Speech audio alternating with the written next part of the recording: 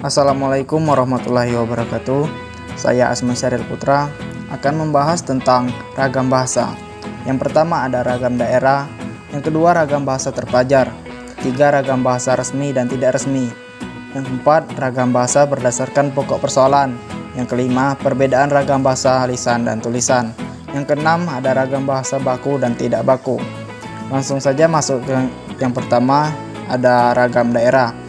Ragam bahasa adalah variasi pemakaian bahasa. Menurut Bestman menyatakan bahwa ragam bahasa adalah variasi bahasa menurut pemakaian yang berbeda-beda menurut topik yang dibicarakan, menurut hubungan pembicara, kawan bicara, orang yang dibicarakan, serta menurut medium pembicara.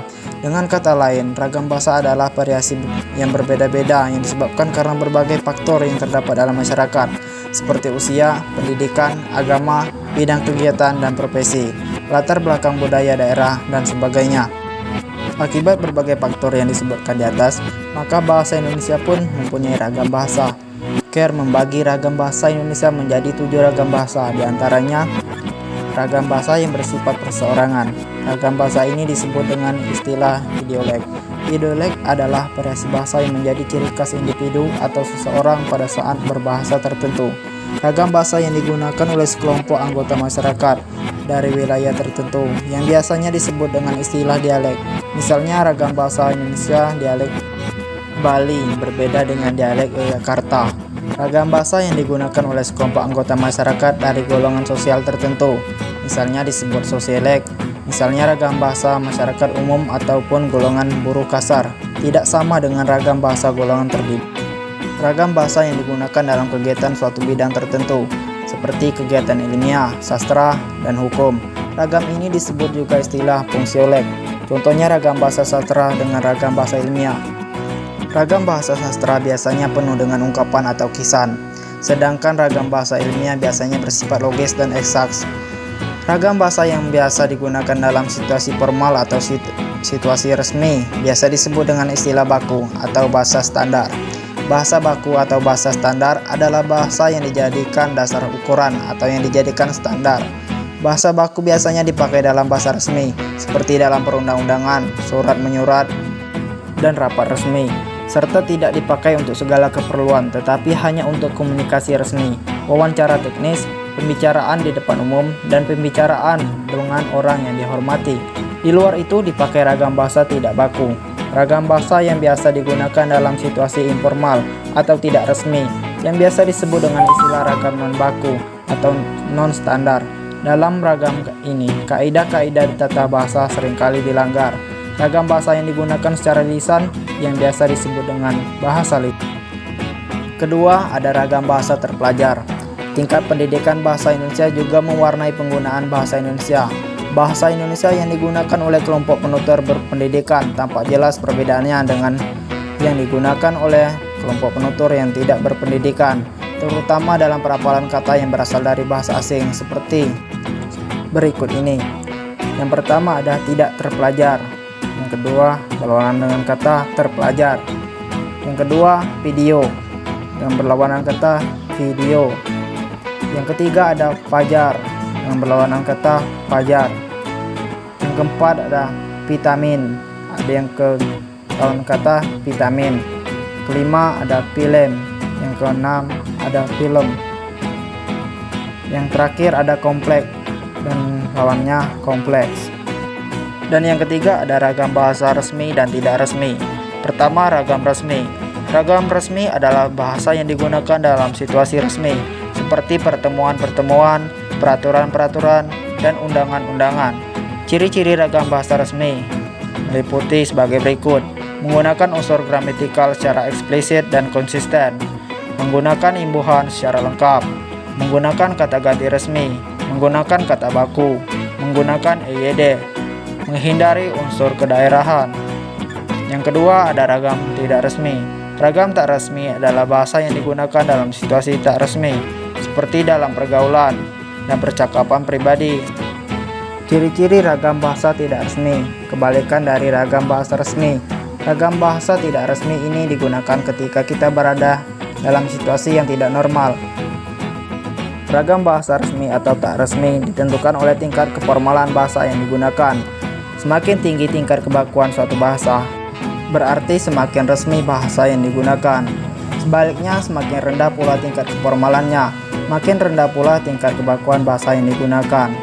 Contoh bahasa yang digunakan oleh bawahan kepada atasan adalah bahasa resmi, sedangkan bahasa yang digunakan oleh anak muda adalah ragam bahasa tidak resmi atau santai. Selanjutnya ada ragam bahasa berdasarkan pokok persoalan. Yang pertama ada ragam politik. Bahasa politik berisi kebijakan yang dibuat oleh pengusaha dalam rangka menata dan mengatur kehidupan masyarakat. Dengan sendirinya, penguasa merupakan salah satu sumber penutur bahasa yang mempunyai pengaruh yang besar dalam pengembangan bahasa di masyarakat. Yang kedua, ada ragam hukum. Ragam bahasa hukum adalah bahasa Indonesia yang corak penggunaan bahasanya khas dalam dunia hukum. Mengingat fungsinya mempunyai karakteristik tersendiri. Oleh karena itu, bahasa hukum Indonesia haruslah mempunyai syarat-syarat dan kaidah bahasa Indonesia. Salah satu ciri khas dari bahasa hukum adalah penggunaan kalimat yang panjang dengan pola kalimat luas. Diakui bahwa bahasa hukum Indonesia tidak terlalu memperhatikan sifat dan ciri khas bahasa Indonesia dalam strukturnya. Hal ini disebabkan karena hukum Indonesia pada umumnya didasarkan pada hukum yang ditulis pada zaman penjajahan Belanda dan ditulis dalam bahasa Belanda. Namun terkadang sangat sulit untuk menggunakan kalimat yang pendek dalam bahasa hukum karena dalam bahasa hukum, penjelasan norma-norma dan aturan terkadang membutuhkan penjelasan yang lebar, jelas kriterianya, keadaan, serta situasi yang dimaksud. Ciri-ciri ragam bahasa hukum mempunyai gaya bahasa yang khusus, lugas dan eksaks, karena menghindari kesamaan dan ketaksamaan, objektif dan menekan prasangka pribadi, memberikan definisi yang cermat tentang nama, sifat dan kategori yang diselidiki untuk menghindari kesimpang siuran. C. Ragam sosial dan ragam fungsional. Ragam sosial dapat didefinisikan sebagai ragam bahasa yang sebagian norma dan kaidahnya didasarkan atas kesepakatan bersama dalam lingkungan sosial yang lebih kecil dalam masyarakat. Ragam sosial membedakan penggunaan bahasa berdasarkan hubungan, misalnya berbahasa dengan keluarga, teman akrab, dan atau sebaya, serta tingkat status sosial orang yang menjadi lawan bicara. Ragam bahasa sosial ini juga berlaku pada ragam tulis maupun ragam lisan. Sebagai contoh, orang tak akan sama dalam menyebut lawan bicara. Jika berbicara dengan teman dan orang yang punya kedudukan sosial yang lebih tinggi, pembicara dapat menyebut kamu pada lawan bicara yang merupakan teman, tetapi tak akan melakukan itu jika berbicara dengan orang status sosial yang lebih atau kepada orang tua. D. Ragam jurnalistik. Bahasa jurnalistik adalah ragam bahasa yang dipergunakan oleh dunia persurat kabaran, dunia pers atau media massa cetak. Dalam perkembangan lebih lanjut, bahasa jurnalistik adalah bahasa yang dipergunakan oleh seluruh media massa, termasuk media massa audio atau radio, audiovisual atau televisi, dan multimedia atau internet. Hingga bahasa jurnalistik adalah salah satu ragam bahasa yang dibentuk karena spesifikasi materi yang disampaikannya. Yang ke E, perbedaan ragam bahasa lisan dan tulisan. Yang pertama, ragam lisan. Ragam lisan adalah bahasa yang dihasilkan alat ucap dengan fonem sebagai unsur dasar. Dalam ragam lisan kita berurusan dengan tata bahasa, kosakata, dan lafal. Dalam ragam bahasa lisan ini, pembicara dapat memanfaatkan tingkat rendah suara atau tekanan air, muka, gerak tangan, atau isyarat untuk mengungkapkan ide. Karakteristik ragam bahasa lisan memerlukan orang kedua atau teman bicara, tergantung situasi, kondisi, ruang, dan waktu. Tidak harus memperhatikan unsur gramatikal, hanya perlu intonasi serta bahasa tubuh.